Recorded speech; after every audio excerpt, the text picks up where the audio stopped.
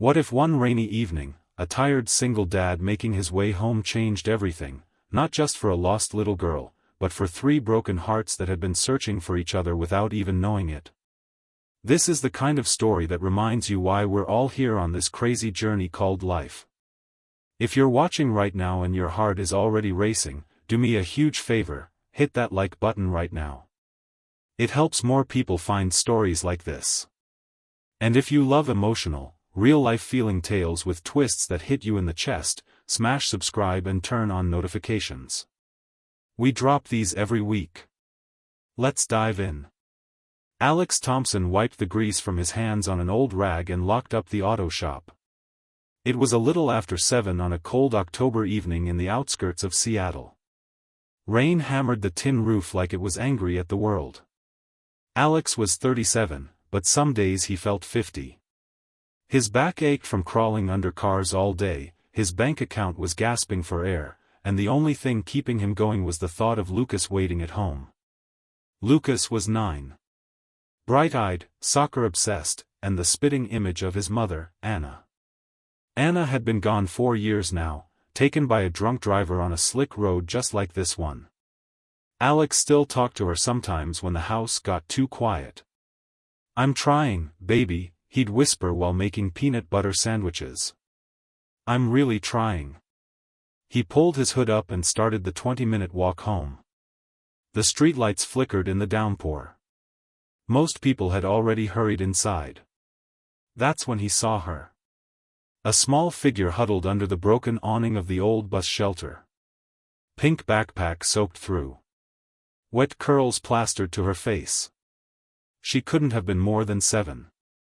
She was rocking back and forth, whispering something to herself over and over. Alex's heart clenched. He knew that kind of fear. He crossed the street slowly, hands out where she could see them. "Hey, sweetheart, you okay?" The little girl looked up. Her eyes were huge, dark brown, and filled with tears. For a second she looked like she might bolt, but then something in Alex's gentle face made her stay. I can't find my mommy," she whispered. Her voice was hoarse from crying. "We were at the big building, the one with the glass walls. There were so many people." She let go of my hand for just a second and then she was gone. Alex knelt down, rain dripping from his hood onto his shoulders. "What's your name, kiddo?" "Sophia," she said, clutching a soggy teddy bear that had seen better days. "Sophia Blackwood."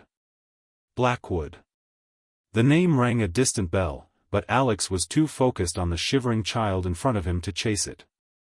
"All right, Sophia. I'm Alex. I've got a little boy about your age at home. How about we get you out of this rain, call your mom, and get you some hot chocolate? Sound good?" She hesitated, then nodded. Trust was a fragile thing, but kids could sense when someone was safe. And Alex Thompson had the safest eyes in the world. He took off his jacket and wrapped it around her tiny shoulders. It swallowed her whole. Together they walked the last few blocks to his small 2-bedroom apartment above the laundromat. The building smelled like fabric softener and old wood, but it was warm. Lucas opened the door before Alex could even knock. His eyes went wide when he saw the little girl. "Dad? Who's that?" "This is Sophia. She got lost. We're gonna help her find her mom." Lucas didn't ask questions. He just grinned that gap-toothed grin that always melted Alex's heart. "Cool. You like dinosaurs, Sophia? I've got the best T-Rex collection ever." And just like that, the apartment that had felt so empty for years suddenly felt full. Alex made grilled cheese and tomato soup, his and Anna's go-to-comfort meal. Sophia ate like she hadn't eaten in days, dipping the sandwich triangles carefully, eyes lighting up with every bite. Lucas kept up a non-stop monologue about soccer, school, and how his dad was the best mechanic in the whole city. Sophia listened, smiling shyly, and when Lucas asked if she wanted to draw, she pulled out a little sketchbook from her backpack. She drew 3 stick figures. One tall with messy hair like Alex. One smaller with wild curls like Lucas. And in the middle, a girl with a big smile holding both their hands. Alex felt something crack open inside his chest. Later that night, after the kids had fallen asleep on the couch, Lucas's head on Sophia's shoulder, Alex sat at the kitchen table staring at his phone. He'd called the police. No missing child reports yet. He tried the name Blackwood on every social media platform he could think of. Nothing. The rain kept falling outside like it was trying to wash the whole world clean. He looked at the two sleeping children and whispered to the empty air, "Anna, what am I supposed to do here?" He didn't know it yet, but the universe was already answering. The knock came at 6:17 the next morning. Alex was making coffee when the entire building seemed to shake. Not one knock, several heavy, urgent ones.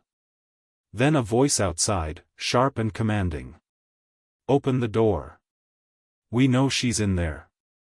Lucas sat up on the couch, rubbing his eyes. Sophia stirred and looked scared again. Alex's protective instincts kicked into overdrive. He grabbed the baseball bat he kept behind the door, old habit from the rough neighborhood, and cracked it open with the chain still on. A woman stood there. Tall, elegant, wearing a cream coat that probably cost more than his truck.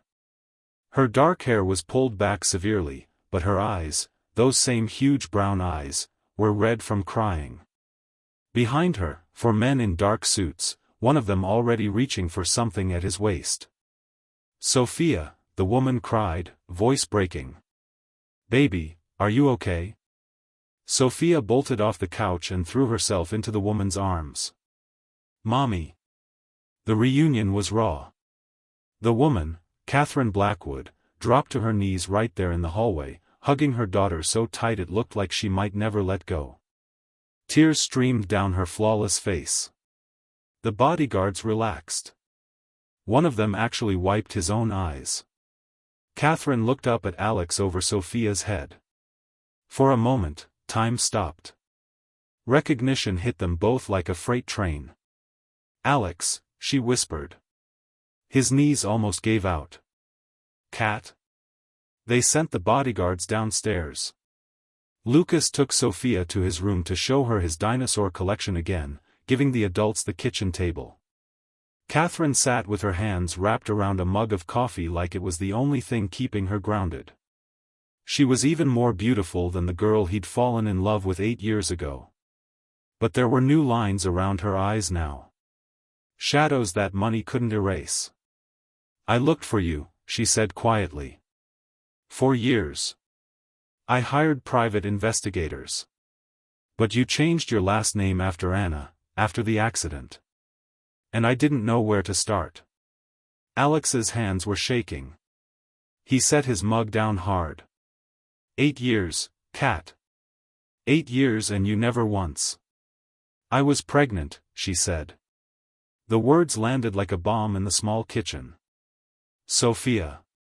There's Sophia. The little girl currently laughing in the next room with his son." Catherine's voice cracked as she told the story. Her family, old money, ruthless, had found out about the pregnancy. They'd given her an ultimatum: abort the baby or lose everything. The company, the inheritance, the future they had planned for her at Harvard Business School. She was 29, ambitious, terrified. She chose the future they wanted for her. But she couldn't go through with the abortion. So she ran to a private clinic in Switzerland, had the baby in secret, and told everyone, including Alex, that she'd lost the pregnancy. Then she disappeared from his life. Raised Sophia in a world of penthouses and private jets, nannies and elite schools. But never told her the truth about her father. "I thought I was protecting her," Catherine whispered. "From the life I grew up in. The pressure. The cruelty. I thought if she never knew about you, she'd never miss you." Sophia had started asking questions 6 months ago. "Where's my daddy? Why don't I have one like the other kids?" Catherine had lied again, said he died in an accident. But Sophia was smart. She'd found an old photo hidden in her mother's office. A photo of Alex and Catherine on a beach in Mexico, young and stupidly in love. The night Sophia disappeared, she'd overheard her mother on a tense business call saying, "I can't keep running from this forever." The little girl thought her mother was sending her away. So she ran first. She'd taken a cab with money from her piggy bank, told the driver she was meeting her dad downtown. Got out at the wrong stop. Got lost in the rain. The terrifying truth came next. Catherine's hands trembled as she pulled out her phone and showed Alex a medical report. 3 weeks ago Sophia was diagnosed with a rare genetic heart condition. It's progressive. The doctors say she needs a very specific type of treatment, something that requires both biological parents' medical history. My family has a history of it on my side, but I buried it. I was scared to face it. I was scared to face you. She looked at him, tears falling freely now. I came here to take her home, Alex. But the truth is, I'm terrified I'm going to lose her. And the only person in the world who might be able to help save her, is the man I hurt the most. The next few days were a whirlwind of emotion. At first, Alex was furious. He paced the apartment at night, replaying every memory of Catherine, how she'd laughed at his stupid jokes, how she'd traced his scars from working on cars, how she'd promised they'd be together forever. Then she'd vanished. Left him to grieve a baby that never existed in his world. But every time he looked at Sophia, her smile, the way she tilted her head exactly like he did when she was thinking, the little scar on her left eyebrow from falling off a tricycle, she was undeniably his. Lucas and Sophia became inseparable. They drew pictures together, made blanket forts, whispered secrets. One night Alex overheard Lucas say, "I always wanted a sister. I think God sent you because my mom's in heaven and she knew Dad needed help smiling again." Alex cried in the bathroom for 20 minutes after that. Catherine stayed. She cancelled meetings worth millions. Her board was losing their minds, but for the first time in years, she didn't care. She slept on the couch the first 2 nights, then moved into a hotel nearby so she could be close. Every morning she brought breakfast, fresh croissants, fruit, things the kids had never seen outside of TV. But the real test came on day 5. A black SUV pulled up outside the apartment. 2 men got out. Expensive suits. Cold eyes. One of them was Catherine's older brother, Marcus, the same man who had once threatened to ruin Alex's life if he ever came near his sister again. They wanted Sophia back. They wanted Catherine to sign over control of the company. They wanted the family embarrassment handled quietly. Alex stepped outside before Catherine could stop him. He wasn't rich. He didn't have bodyguards. But he had 8 years of rage and 4 years of grief and 9 years of loving a daughter he never knew he had. "You're not taking her," he said, voice low and steady. "Not now. Not ever." Marcus laughed. "You think some broke mechanic is going to stop us?" Alex stepped closer. "I buried my wife. I raised our son alone. I found my daughter in the rain when the whole world failed her. You really want to find out what I'm capable of?" Something in his eyes made Marcus hesitate.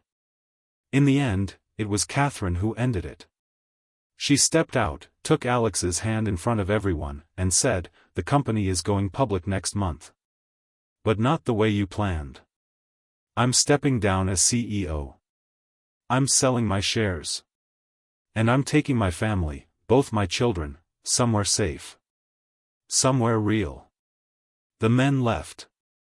That night, the 4 of them sat on the floor eating pizza straight from the box. Sophia fell asleep in Alex's lap. Lucas curled up against Catherine like he'd known her his whole life. Alex looked at the woman he'd once loved with his whole soul and said the words he never thought he'd say again. "I forgive you, Cat." She cried into his shoulder. 6 months later. They didn't move into a mansion. Catherine sold most of her holdings and kept just enough to live comfortably. They bought a house with a big backyard in a quiet neighborhood. Alex opened his own auto shop, small, honest, the kind where kids could come hang out after school. Sophia's condition was manageable with the right doctors and the love of two parents who finally put her first. She called Alex Dad now, and every time she did, he had to look away so she wouldn't see him tear up.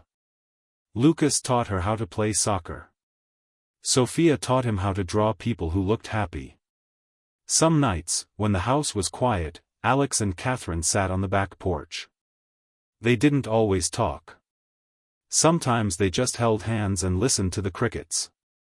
One evening Sophia came running out with a new drawing. It showed 4 people.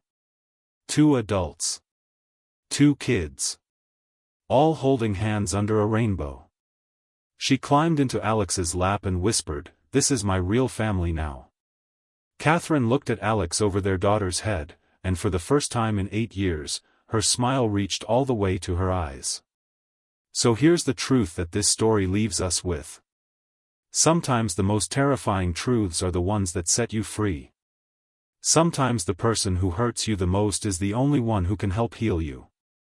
And sometimes, a single dad walking home in the rain is exactly where a lost little girl, and a broken family, were always meant to be found. If this story moved you even a little, please like it. Share it with someone who needs to believe in second chances. And subscribe, because there are so many more stories like this waiting to be told. Thank you for watching till the end. You're the reason we keep telling them. See you in the next one. Red Heart.